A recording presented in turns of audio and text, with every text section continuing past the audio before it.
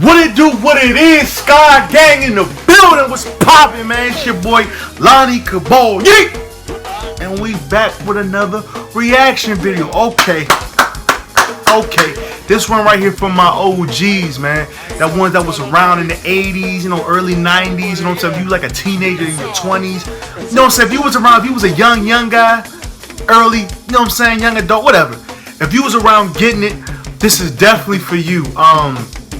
Especially in DC. If y'all don't know about me, man, I'm from Washington. I was born in Washington, DC. I'm raised in Prince George's County. I actually stayed a little bit also in Southern Virginia. That's where my mother's from. My second home, my second side. Shout out to the 434. Shout out to Emporia. But right now, this is for DC, DMV, DC, Maryland. Especially for my older guys, man. For my OGs, man, that was really out there getting it. You know a lot about Rayford Edmond. This is during that era. Dwayne Perry, Alpo. If you don't know who Alpo is, Alpo is actually from New York City. He's actually from Harlem. The movie Paid in Full. Rico, who Cameron played, did a great job, by the way. Alpo was the character he was portraying. Okay? But this is after all, you know what I'm saying, the Harlem, you know what I'm saying, Rich, what they call Mitch in the movie, getting killed. Well, this is during that time. You know, it's mixed up. But this is when he moved to DC, because he moved to DC for a period of time. You dig? So this is definitely for my OGs. It's for me, too. A powerful interview gave by Gully TV. Shout out to Gully TV. Y'all go like and subscribe his channel on YouTube. He really be in the mix, you know what I'm saying? But like I said, this is one of the OGs who was definitely out during that time.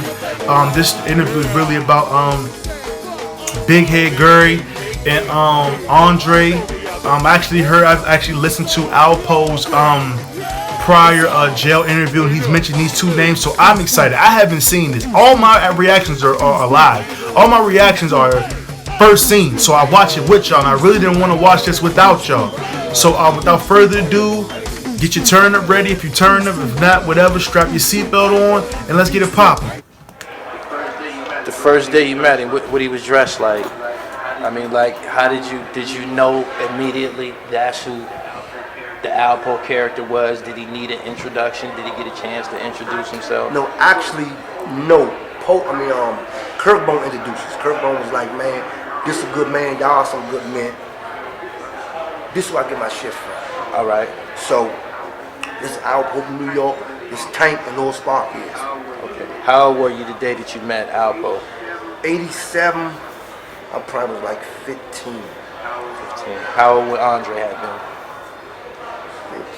15, 18. Dre was even 19. Dre like 4 years older than me, 5 years older than me. All right. So y'all done met a new contact from New York City, and it's Alpo. Y'all off and running. How's things going? All right, so when we start fucking with Paul off the top, we only getting probably 5 joints, but we getting 5 joints. But at the same token, later on that night, we might get 5 more. The next day we get 5. We might get 3 the next day.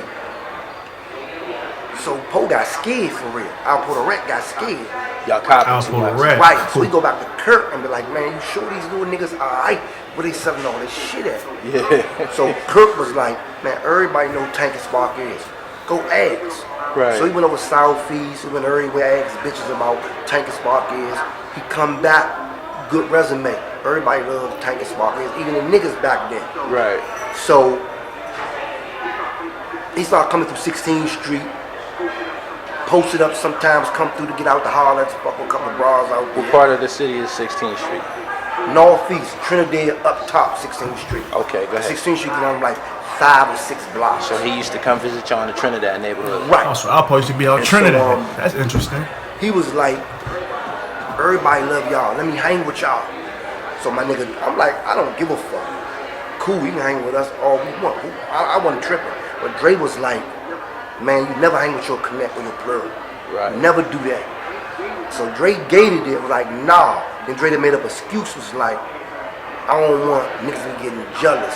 You stop hanging with them, you hanging with us. I don't need that shit right now. Yeah. So that was a rejection. The first rejection right there from the Alpo the Rat back then. So we used to continue to do shit with Poe. So as time going, we pumping with Poe. Dre was like, you want to expose our hand to Alpo the Rat. So I'm like, fuck it, why not? So we meet Alpo the Rat. We tell him we want 50 bricks, 50 joints.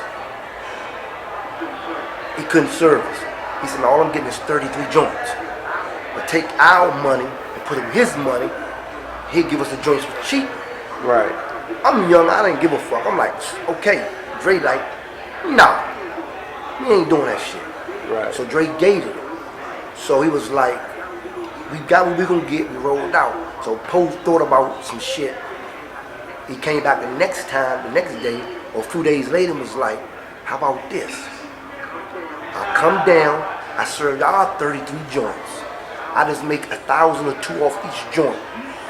You serve, y'all serve all y'all homies, since everybody love y'all. I don't have no dinners with nobody else. Right. That's how it should be. But my nigga, I thought the same thing, but my nigga Dre was like, nah, I don't want the niggas in our business. They don't know what we buying. I'm gonna keep it like that. Right. So I'm like, okay. That was a second rejection coming from my nigga to Poe. So time goes on. Poe was at the Easter homecoming with Kirk and everybody. It probably was 20 deep. They clowning Poe. Okay. Saying that he in love with a hood rat, this, that, and that. Who was the hood rat? My homegirl Fuzzy. All right. Actually, he got a baby by Fuzzy. I think it's a little boy by Fuzzy now. All right. Right? So DC guys was telling him that she's a hood rat? Kirk Bone and the whole North Langston turf was telling them, man, don't fuck with her like that. You gonna fuck her, fuck her. Right? So Alpo out here wifing thoughts. Kirk came up to me and was like, hold up, man, check this shit out.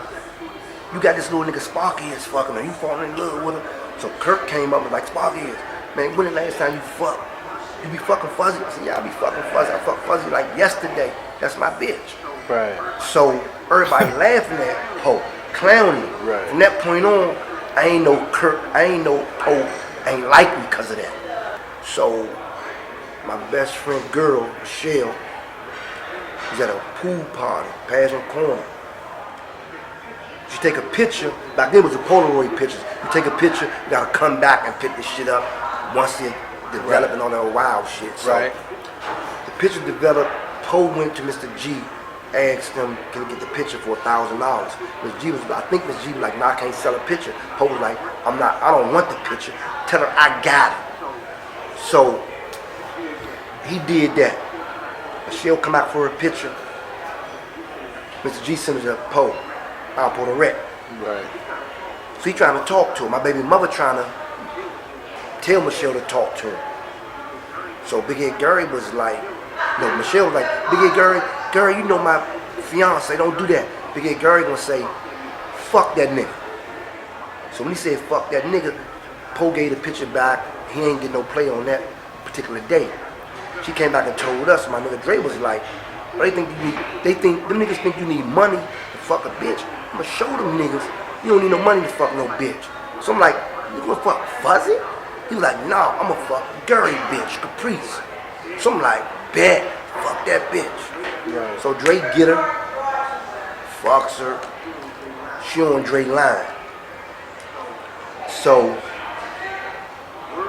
the word get out, Gary was fucking with another homegirl from Northwest, real tough, and Caprice was just like jealous of her. So when he threw my Northwest homegirl name in Caprice's face, Caprice threw my nigga Dre name in Gary's face. Right. So Gary get to crying in front of her, this, that, and that. So one day I'm down the carnival, walking.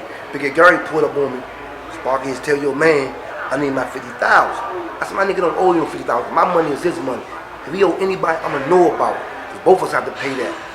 You don't know what you talk about. You think you know everything, you know, Sparky. I said, I do know when it come to money what my motherfucking nigga do. He said, man, I don't want to hear that shit. Tell your nigga I need my 50,000. So I get in there. I leave the carnival immediately, get in the car. I called my nigga up. He said, I'm gonna package him over to Subway. I said, grab me a sandwich on my way up here. This bitch ass nigga, Big Head Gary. I goes up there. I get my strap on my stash. I jump in the So they talked for a couple more minutes. All I seen was them shake hands. So we got in the car. I said, what that shit was about? I said, man, he was crying to me about Caprice fucking this bitch. He come home every night telling this bitch how much he liked Dre, how much he look up to Dre, if something happened to him, he wouldn't mind her fucking with a nigga like Dre. If not Dre, turn around with Dre fucking his bitch. So basically, I asked Dre to stop fucking his bitch. They apologized. He apologized for saying fuck Dre and this, that, and that. So they shook hands on it, and that was it.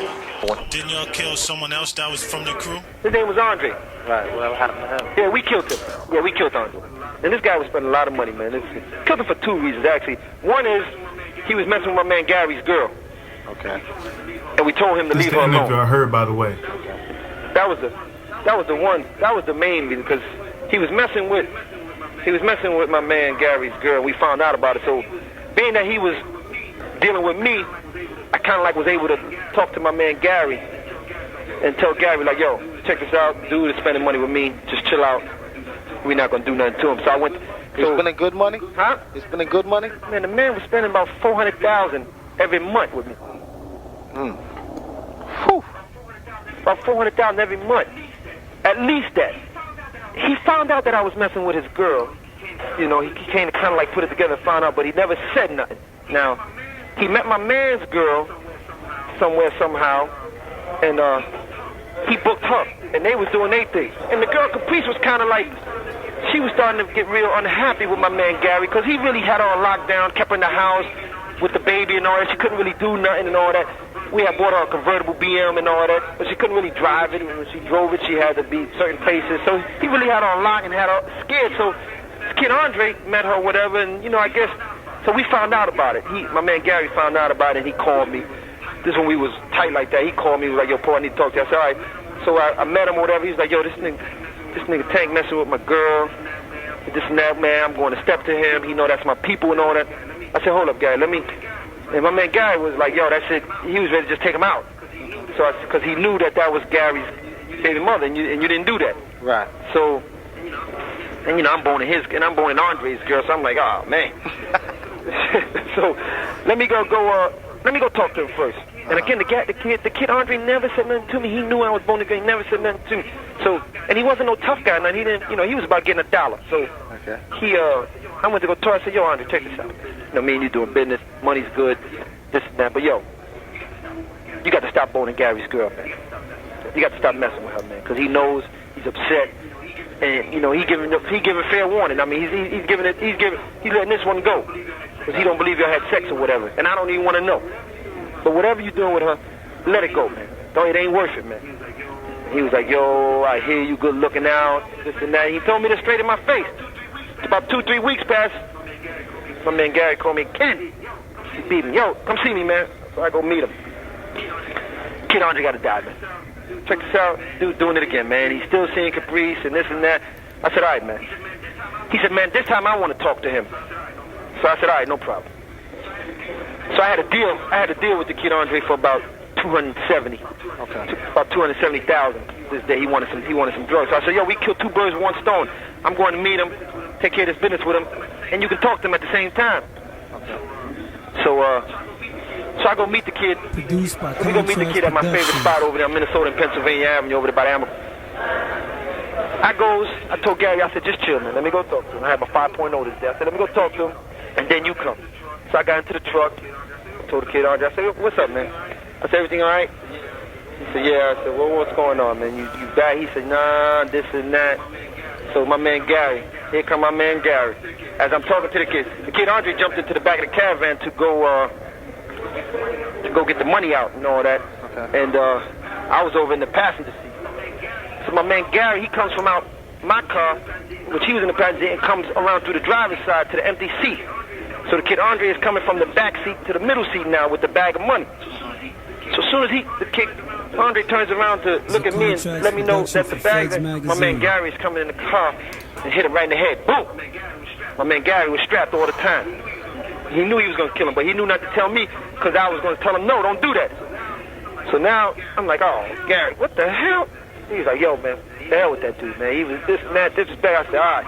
But in my mind, I'm saying, yeah, you're right. Because now I got the girl all to myself, so we killed 2 birds with 1. I'm saying I'm gonna miss the money, but I got the girl now too. I got the 270 now. So I take the money. I said, man, what the hell? I take the money. What the hell? He had a Rolex on. We left all that. I said, man, follow me in the car, man. Go. I said, here, take this bag take the car, follow me. So we drove about 5-6 blocks away from that area, Right. and like in a residential area, nice quiet block. Just threw him down on the floor, wiped off everything that we touched and all that, and just left him there. And they found him like 2 days later, 3 days Sasha, later from the go ahead, Mo. body. Go ahead, Mo. I'm trying to. His body started stinking and they found him. Did the girl think that you did that? So she didn't think it at first, because she beat me as soon as she found out. It was like, yo, they killed Earz, bet, and she y'all. crying. So, I'm like, hold on, boo-boo, don't worry about it. We gonna find out who did that.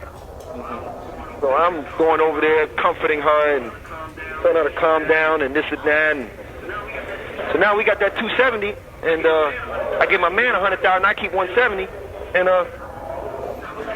that was that on that one.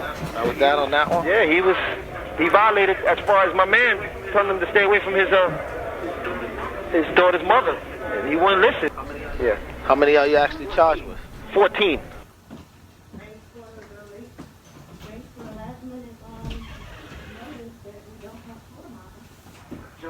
So I jumps up, go around all feast, over Dre father house. Everybody out, all the niggas we fuck with out there, like, man, everybody looking for Dre, man, ain't seen him. I said, he went to meet the nigga Poe. So I said, I know where they meet at. Let's go.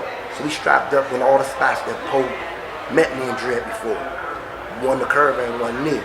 The time we got back, I ain't know who put a trick at the time, but I know Poe set it up.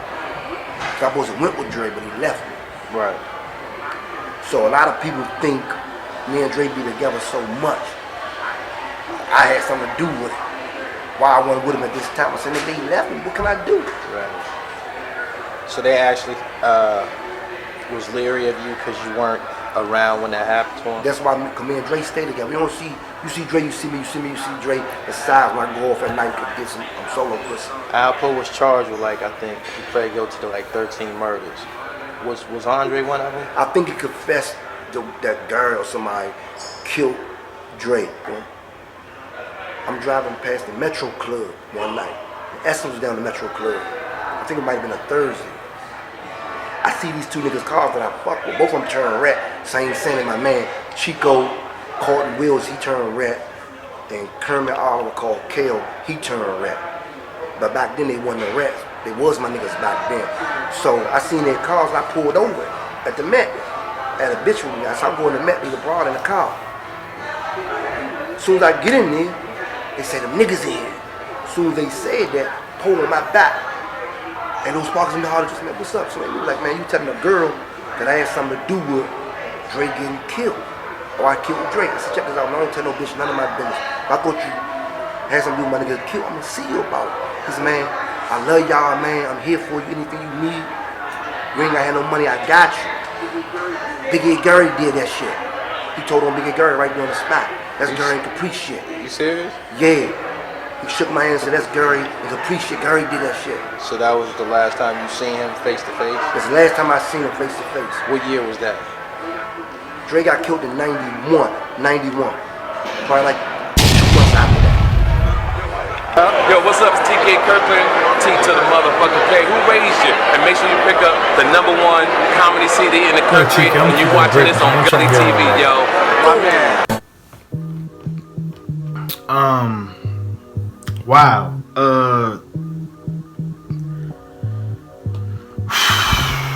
That's crazy, man. That's a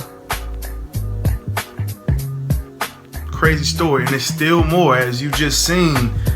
It's to be continued, and I'm not watching that with y'all. I'm not watching that without y'all. So I'm anticipating. Wow, man, that's just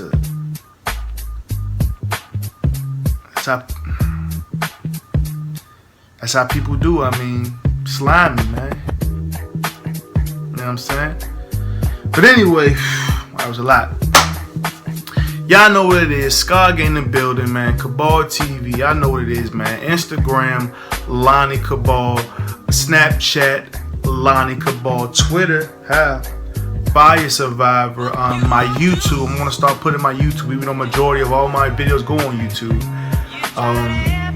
Facebook show a lot of love also. So, YouTube, Lonnie Ka-bal. man, yeah, that's where we're at. Please, your reactions, whoever watched it, if you have something to say, put it in the comments below. Tell me how you feel. Tell me if you want me to react to something, for real. I'm here with y'all. We all watching these together. So if you want to react to something also, you put it down there. Any comments you got about this video, you put it down there, man. And wow, I'm waiting for the other half, part 2 or whatever, the interview. All right, so y'all stay up. Yeah.